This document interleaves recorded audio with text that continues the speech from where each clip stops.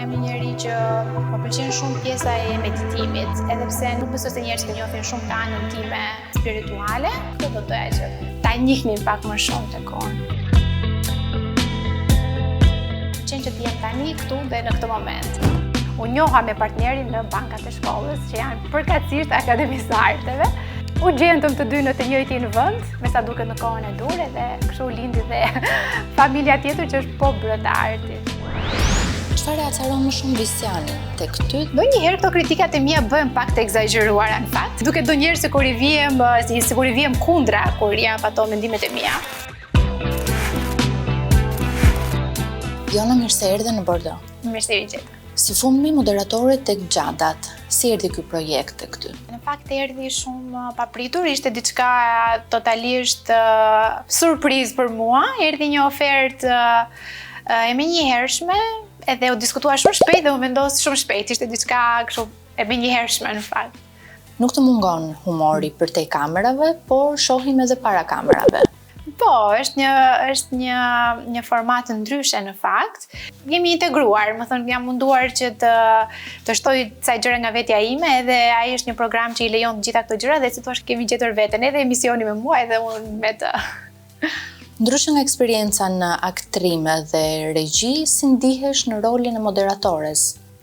Është pak ndryshe në fakt, duhet thënë që është komplet një eksperiencë tjetër, por që kanë ato gjërat e përbashkëta që është publiku. Por kësaj here nuk e ke të kapshëm siç mund ta kemi në teatr, këtë herë i ke përtej kameras dhe duket pak më komode, por gjithsesi ka ato përgjegjësitë e veta dhe mendoj se jam gjetur mirë. Mendoj se jemi mirë edhe nga kjo lloj komunikimi me publikun. Aktrimi dhe regjia erdhën rastësisht tek ty, si u përfshive në botën e artit? Nuk është aq rastësisht, sepse vi nga një familje që janë artista, jam rritur mes artistash. Babi im është regjisor i teatrit Kukullave në Fier, se unë jam nga Fieri.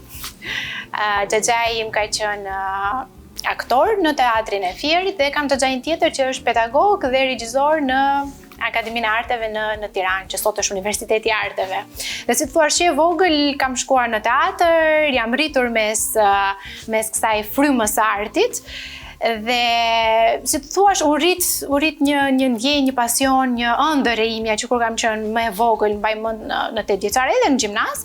Dhe pastaj kur erdhi momenti vendosa të bëj konkursin në Akademinë e Arteve.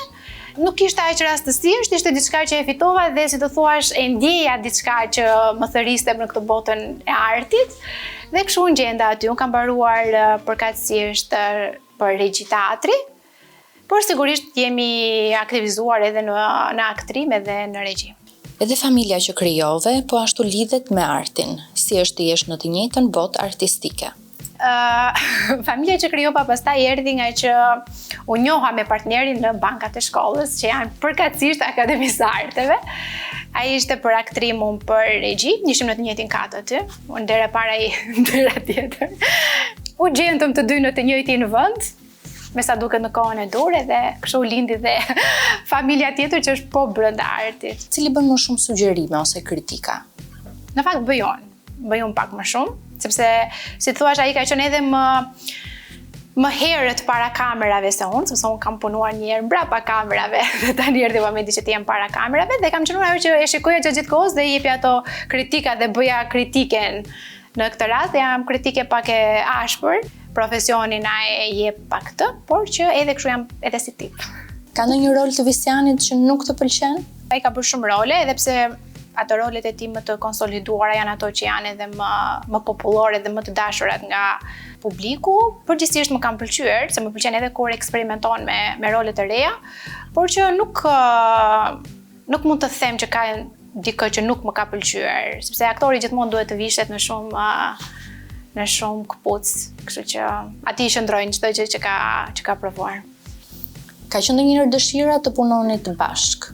Kemi punuar bashk, por kemi qenë në shkollë, kemi pasur shumë punë brenda shkollës, por edhe jashtë shkollës që kemi pasur, si të thuash, bashkëpunime në të njëjtën shfaqje ose në të njëjtin projekt më pas.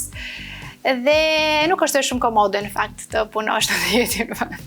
Personazhi që të pëlqen më shumë nga Visiani? Do thosha Minioni, një nga personazhet e tij që e ka ende aktual edhe tani. Si aktore, cilin rol do doje të luaje në film ose në teatr? Gjithmonë më kam pëlqyer dramat.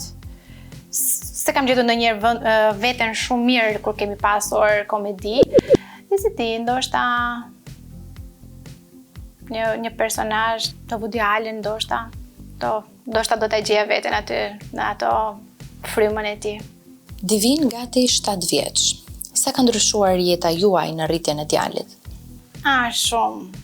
Që në momentin që unë beta shtatzan, jo vetëm në momentin kur ai lindi, që në momentin që ngela shtatzan, u shkëputa nga çdo projekt që kisha, dhe më vjen shumë keq se la shumë projekte të bukura në atë periudhë, dhe u përkushtova totalisht mëmësisë komplet, dhe kjo nuk zgjati pak, zgjati gati 4 vjet, sepse përkoj edhe me kohën e pandemisë në fakt, që donim s'donim nuk punonim dot.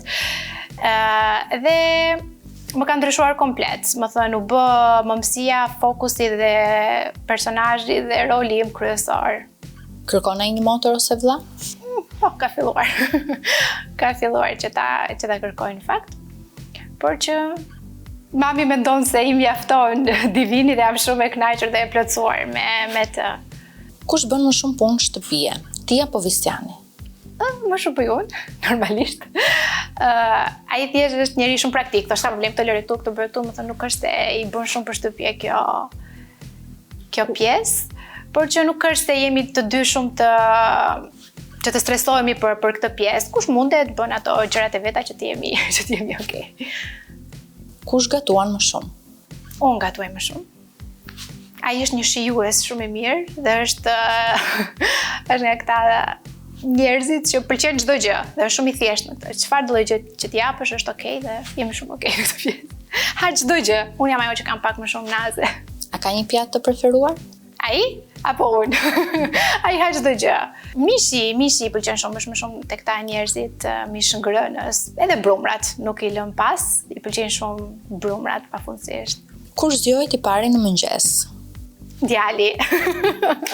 Djali zgjohet i pari, është për një herësh bëhet gati për në shkollë, ripret aty fillon me tabletin edhe ne presim të vej ora dhe të bëhemi dhe ne gati. Kush kujdeset për të çuar djalin në shkollë?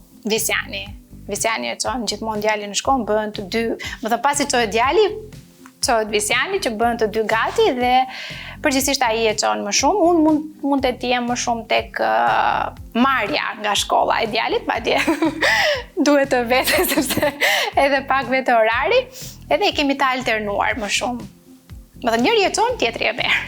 Nuk mungon asnjëherë mami dhe babi. Vendi juaj preferuar për pushime dhe pse? Po përgjithsisht zgjedhim jugun kur kemi pushimet verore, po flas në këtë rast. Mua më pëlqen deti shumë, na pëlqen të gjithëve deti shumë, edhe pse unë nuk e di notin në fakt, nuk është se e shijoj aq shumë detin, por që më pëlqen të jem afër ujit, afër detit, afër rërës. Tokëzimi, sidomos kur është në rërë dhe afër detit, është një mrekulli. Çfarë e acaron më shumë Visjanin tek ty dhe e kundërta? Pak më parë thash që jam edhe kritikja e tij me ashpër dhe me fort, kështu që ndonjëherë këto kritikat e mia bëhen pak të egzageruara në fakt. Edhe bën pikërisht ajo gjë që atë e acaron dhe fillon, je në anën time apo si në anën time, pse e shikon kështu, pse e shikon në atë aspekti, duke ndonjëherë sikur i vjem kundra kur jap ato mendimet e mia. Edhe kjo është ajo gjë që e acaron ndonjëherë pak më shumë. Mua, si di, ndonjëherë ndonjë gjë që e neglizhon ose që nuk i jep rëndësi, ndonjë gjë që për mua mund të jetë shumë e rëndësishme dhe për atë mund mos të jetë shumë e rëndësishme dhe kapemi pastaj tregojmë ato anët tona që për mua ishte për ty, edhe ndodh acarimi. Çfarë do donte Jona Xhelilaj që publiku të kuptonte më shumë për te ekranit? Si di, mua më pëlqen, jam një njeri që më pëlqen shumë pjesa e meditimit, edhe pse nuk besoj se njerëzit e njohin shumë këtë anën time të fushës spirituale, por jam shumë e lidhur me të, jam shumë e lidhur me energjinë tek vetja dhe tek njerëzit, ashtu edhe tek çdo gjë tjetër, se për mua çdo gjë është energji. Dhe kjo ana ime spirituale është një gjë që për mua është shumë e rëndësishme dhe nuk është shumë e njohur, kështu që këtë do doja që ndoshta ta ta njihnin pak më shumë tek unë. Ose ta shpërndaja unë ndoshta edhe më shumë. Çfarë projektesh të reja ke në plan për të ardhmen? Jam një njerëz që nuk më pëlqen shumë që të bëj plane apo projekte ose kur flas për të ardhmen. Më pëlqen që të jem tani këtu dhe në këtë moment. Dhe për momentin jam në këtë emision, jam shumë mirë. Kjo është e rëndësishmja për momentin dhe fokusi për momentin. Nuk më pëlqen të bëj as plane dhe as të shpërndajem shumë në shumë projekte dhe në shumë gjëra. Më pëlqen që kur bëj diçka të jem totalisht aty dhe fokusuar komplet aty. Jona, faleminderit. Shumë faleminderit.